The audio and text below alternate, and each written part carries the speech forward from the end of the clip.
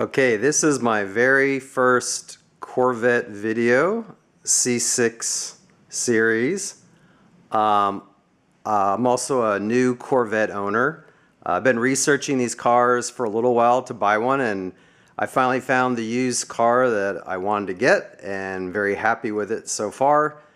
However, in researching these Corvettes, people probably know or can find out online that the C6s tend to have electrical issues. They have electrical gremlins. They have parasitic draw from various devices that draw the battery down.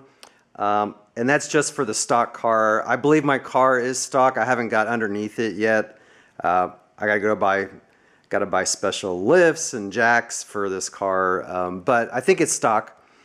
And it's a Grand Sport model 2011. And as a new owner of this used car, it's got some battery issues, I think, and that's what I'm going to focus on. I'm not going to go through how to troubleshoot all the electrical issues in a Corvette because that's been pretty well documented and you can find that on YouTube. But if you're a new Corvette owner, this may be of help. So it also helps me to learn to record this as well. So first thing is, my battery is in the trunk of the car, the hatchback, not under the hood. So why is that? I did a little research, and it turns out for Corvette C6 series, if the car is a C06, a ZR1, or a Grand Sport manual transmission, but not a convertible, those are the models that would have the battery in the rear, and that's because there's a oil dry sump under the hood in the front, and that takes the space where the battery would normally go, so it's in the back. It is not my preference to have a battery in the back. I'd much rather have a battery under the hood, but that's the way this car model was manufactured. So if you're a new Corvette owner, you're going to probably have to invest in a few things to keep your car maintained. And these are also general good things to have for cars anyway. First is you want a battery charger. I'm not pitching Schumacher, but it's good. I've used the analog and digital ones, so it's a pretty decent brand. You're going to want to invest in a digital multimeter if you already have one. And these are great just around the house. To be honest, I spent a lot of time on these just checking batteries, my AA batteries, and but as well as automotive uses as well. I'll show you what that's going to use in a second. And if your Corvette sits in the garage a lot, I get a feeling a lot of these are going to be garage queens. This is going to be... I do want to take it out on the weekend and drive it, but this car will probably be a garage queen most of its life. It'll stay protected in a garage and only be driven once in a while. You're going to want to keep a battery charge. This is a battery tender. Now, this is a brand name. There are other types of manufacturers. In fact, online, I think there's some recommendations of other battery tenders for Corvettes, but you want something that will different from charging a battery, but kind of maintaining a charge, like a trickle charge. And you're going to want those things. So when I first test drove this vehicle, I bought it at a dealership, by the way. Yeah, that's with an S, not a D. But joke there. I knew it had some potential battery issues because when I started the first time, it hesitated, and I was like, yeah, it's probably something wrong with the battery. So let's take a look. The first thing we're going to do here is we want to check so what I'm doing is I'm going to check the voltage of the battery at rest, right? So we're going to put this on, and there's lots of dials and knobs here, but what we'll do is basically connect positive, negative terminal, and I'll try to, let me try to, hold on one second. Let's see if I can prop that up. And I'll zoom in there so you can see while I'm testing. All right. And that's currently at 0. So let's see what this battery is at rest. It is 12.2425. So 12.25. Doing my online research, a battery at rest should be 12.5 to 12.8 volts. So that's the first sign the battery is not very healthy. I'm not going to have time in this video today to check the battery voltage while it's running, but it should be 13.5 to 14.5 volts when running. So 13.5 to 14.5 volts. The second thing I'm going to check is I'm going to hook up, so let's turn this off for a second. Now I'm going to hook up my battery charger, right? So I've been charging it actually every day. So again, it's a stock car. I don't have any special electronics on it. And the battery draws down like every day. And I've got the key fobs separated in the garage. In fact, I have a Faraday box. Oh, I was going to show you that. But I have a special box I keep it in that keeps the radio frequency so it doesn't interact with the car. But it still draws down like something I got to figure out later. It could be the OnStar. I've been reading a lot. Again, I'm new, right? I told you guys I'm new to Corvettes, but I'll find out what's drawing it down. But anyway, every day I come out, this battery drops down. So I'm just putting a regular battery charger on it like that. And then what I'm going to do is show you, zoom in here. All right, let me plug that in.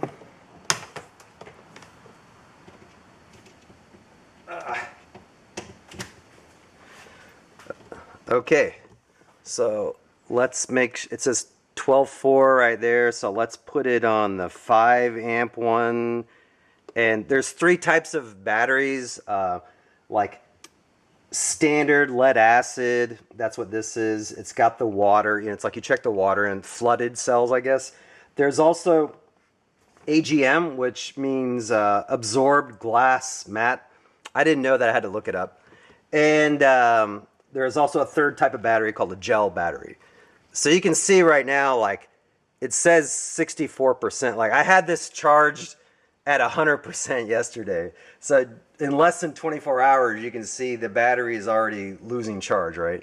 So that's a problem as well, at that rate at least. Also, I'm going to, so already you can tell I'm most likely going to get a replacement battery. And I'm going to get the AGM battery instead of a lead acid for a few reasons. One is this battery is in the back of the cabin, right? So it's in the hatchback here, and like it's in the same area where I breathe air when I'm driving, right? And so, I don't want to worry about a lead acid battery and potential flammable or toxic gases that may come off it. And also because it's not under the hood and sitting out, well, that's not what I wanted to say. But also because the battery is in the vehicle in a little compartment here. I don't want it to potentially leak, and so with an AGM battery, there's less chance of the battery leaking compared to a lead acid battery. And you also want to check the dimensions of your battery compartment size before you go shopping for a battery. So let me unhook this for a second. Take this out. All right. So just get a measuring stick, ruler, and just make sure when you measure the compartment here, you want to make sure that when you buy a battery to replace it, if you need to in the rear of your Corvette C6, that it can, make sure it can fit in here, and you see where the positive and negative, you want the terminal axis to be similar as well. Otherwise, it could be a little more work to get that hooked up. The other thing that I have this is optional, but I have many cars, so these come in handy over time. A battery tester. So I really like this because it's cheap, it doesn't plug in, it's like self-sufficient, and what it does is it puts a load on your battery. And so that's another way. So that's different from charging. Like if your battery's charged or not, that's one thing. But is your battery damaged? Can it take a load, right? So typically with a battery, if it's been drawn down to 0 and it keeps getting drawn down at 0 and it stays that way, it'll most likely damage the battery, right? It'll never be able to hold the charge as well as it used to. So this battery tester, what you can do is you can basically hook it up to the battery, and in the 12-volt section area, if you can see that, it'll tell you under load, you just hold this button down for 10 seconds. And again, it's not like, it doesn't require batteries or anything, right? And you hold that down, and it'll tell you the little indicator about what the charge is. This is like a 650 cold crank amp. But if you get down to like 200 or lower, you know, it'll tell you like what voltage load it can take, like when you're starting the car, running the car. So let's do that real quick. All right. Hook up the positive. Hook up the negative. That popped off. Let's try it again. All right. Now the battery in my camera is running low, so I need to hurry up and do this. So there it is. Now I'm going to hold that button down for 10 seconds. Oh, by the way, you can see right now the indicator. Let me zoom in a little more. You can see that indicator is like in the 12-volt range. So let's put a load on it. Ready? So 1, 2, 3. I'm not going to hold it down 10 seconds because you can already see it's in the weak area. So I'll let it back up. So putting a load on the battery, it was like 200 or lower. So that's another indicator that this battery is bad, right? So anyway, I know what I'm going to do next. I'm going to go shop and get some stuff. Oh, one final thing. Whatever battery tender you get, whether this brand or another, I am going to go with the cigarette lighter adapter to keep this charged for a few reasons. One is if I try to hook up the connection in the back of the car, the rear, this hatch, when it closes, it's really tight. Like, you know, I won't close it all the way, but it's going to be hard to, like, I think getting a cable in and out of there is going to be challenging. And then you can connect through under the hood, but everything I read about these cars is this LS3 engine generates a lot of heat, right? And I'm not worried so much about the positive connection, but the negative connection near the engine block. I think, you know, depending on, well, I'm just going to try it through the cigarette lighter because I think that'll be the easiest way inside here. Recognition reference for other videos I found online. At least on YouTube, I want to reference a video titled C6 Corvette Won't Start Issues from Kevin Jones. That was very helpful. And another one, Correct Battery Tender for My Corvette by CNS Corvettes. These aren't the only video publishers about Corvettes out there, but I found them easily and I thought they were informative and they helped me as I prepared my battery diagnosis and charging for this car. Thank you. As a follow-up to my battery video for my Corvette C6 Grand Sport, the one that was in it is a Group 90 size. Gonna try to match that up. And when I pulled the battery out, I looked at the date, and that looks like December 2018. We're now filming the end of 2025, so that's about a 7-year battery. It was probably due for preventative maintenance anyway. One more addendum to my already long video about Corvette C6 battery in the rear hatch. I bought a new replacement one. It's AGM, so if you look here, it's not quite Group 90, but pretty close. It turns out finding this battery that's a Group 90 or 8590 and also AGM and also at least 650 cold cranking amps or higher. This is 680, so that's good. I went to many different auto stores. They didn't have it in stock, but I found this, so I'll give a shout out to Advanced Auto Parts. And I'm going to put it in. Hopefully this will address some issues I've had earlier.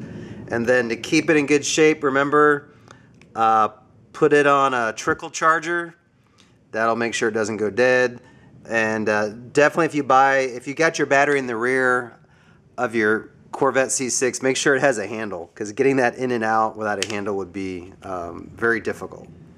Well, since you're here and the video's already long, don't you want to know how the battery went in?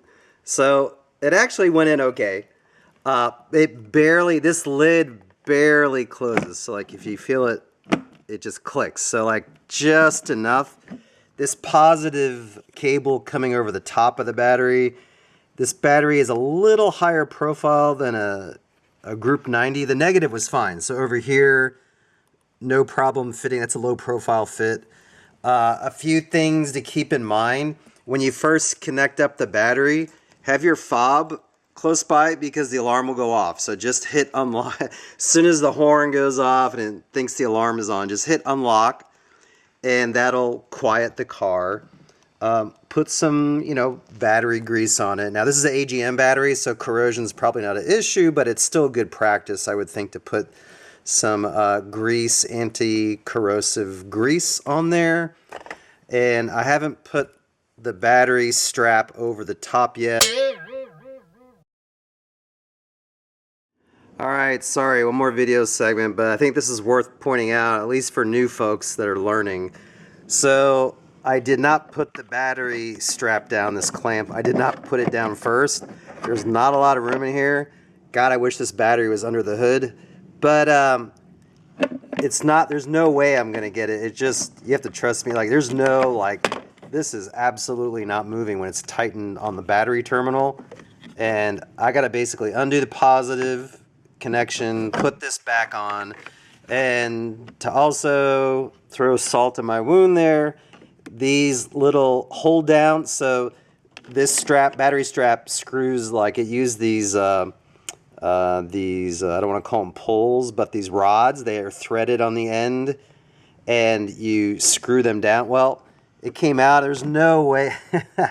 It would take you over an hour if you could even fish it down in there and try to latch it back in. That's not going to work. So I don't know who did that design, but I would have to take the battery out anyway to put that in. So that is what I'm going to do.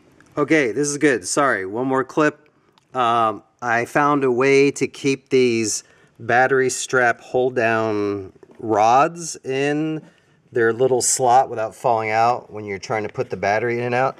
Take some black electrical tape and cut a piece and wrap it around the bottom here like that, and no one will ever know it's there. It's not going to hurt anything, and it'll keep this rod from coming out as you're trying to basically put this back on top of the battery. See, so now it's not going to pop out as easy anymore. So learn something there. And now the final clip of my battery video for my C6 Corvette. Here's the battery tender all hooked up. It's hard to see in the glare, but there's green lights on. So this supports AGM and flooded style batteries. It's 12 volts. Green is fully charged. And I routed the connection in the cabin of the car to the cigarette volt lighter. Let me show you what that looks like. And it's gonna be a little dark in here, but you can buy an attachment accessory.